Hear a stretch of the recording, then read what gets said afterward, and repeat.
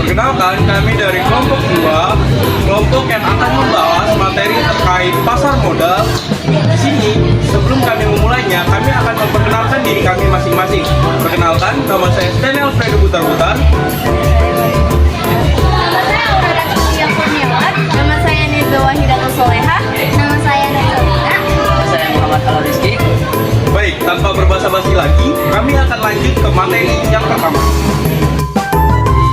Kalian tuh tahu nggak sih pasar modal itu apa? Jadi, pasar modal adalah tempat di mana berbagai instrumen keuangan jangka panjang diperjualbelikan, seperti saham, obligasi, reksadana, dan instrumen lainnya.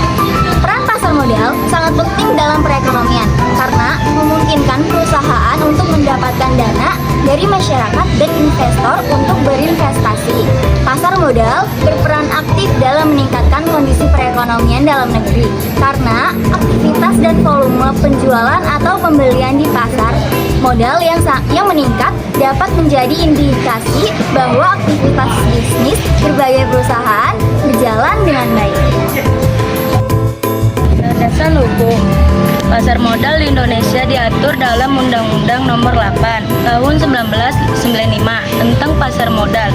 Undang-undang ini menjadi dasar hukum untuk semua kegiatan di pasar modal, mulai dari pemberian saham, transaksi jual beli, sehingga perlindungan investor.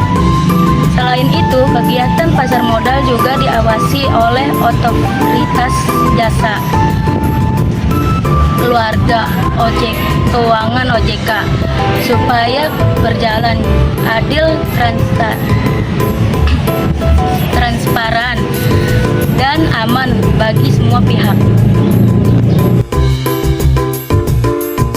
Tujuan utama pasar modal. Tujuan utama pasar modal adalah sebagai tempat untuk menghimpun dana berlebih atau untuk menyalurkan dana ke pemerintah yang membutuhkan. Selain itu, tujuan pasar modal juga yang pertama, mendorong pertumbuhan ekonomi nasional. 2, memberikan kesempatan kepada masyarakat untuk mengikuti atau memiliki perusahaan dan pembelian saham. 3, menyediakan alternatif investasi yang menguntungkan. Dan nomor 4, meningkatkan taraf hidup dan profesionalisme dalam usaha. Baik, di sini saya akan menjelaskan poin-poin penting tentang fungsi dari pasar modal. Yang pertama adalah sebagai sarana pendanaan. Perusahaan dapat menanamkan sahamnya untuk memperoleh keuntungan. Selain saham, dia juga dapat menanamkan obligasi. Yang kedua adalah tempat sebagai investasi. Masyarakat dapat menanamkan uangnya untuk memperoleh keuntungan. Yang ketiga adalah untuk mendorong pertumbuhan ekonomi suatu negara. Semakin banyak uang yang disimpan di dalam pasar modal akan lebih memperbaiki perekonomian negara. Yang keempat, meningkatkan profesionalisme. Semakin transparan apa yang terjadi di dalam pasar modal akan semakin baik. Baik, di sini saya akan menjelaskan tentang poin-poin penting mengenai tugas-tugas dari pasar modal. Yang pertama adalah mengatur dan memfasilitasi efek supaya berlangsung aman, tertib, dan efisien. Yang kedua adalah untuk menghimpun dana untuk disalurkan ke sektor yang lebih produktif. Yang ketiga adalah memberikan akses bagi perusahaan agar bisa berkembang lebih cepat. Yang keempat adalah untuk investor lewat aturan yang jelas dan pengawasan dari lembaga seperti OJK. Dalam pasar modal terdapat yang namanya kegiatan usaha. Apa aja sih kegiatan usaha itu? Nah, yang pertama, perantara pedagang efek atau broker, seperti menyediakan layanan jual beli saham atau atau obligasi untuk investor. Yang kedua, penjamin emisi efek atau underwriter, membantu perusahaan saat ingin melakukan IPO atau Initial Public Offering atau menerbitkan efek lainnya.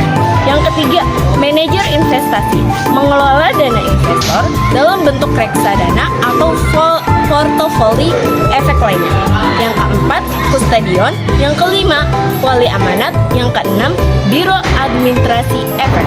Semua kegiatan ini harus memiliki izin dari OJK atau otoritas jasa keuangan dan tunduk pada peraturan pasar modal. Manfaat pasar modal dalam perekonomian adalah yang pertama, menyediakan dana bagi perusahaan untuk berkembang. Yang kedua, memberi peluang investasi bagi masyarakat.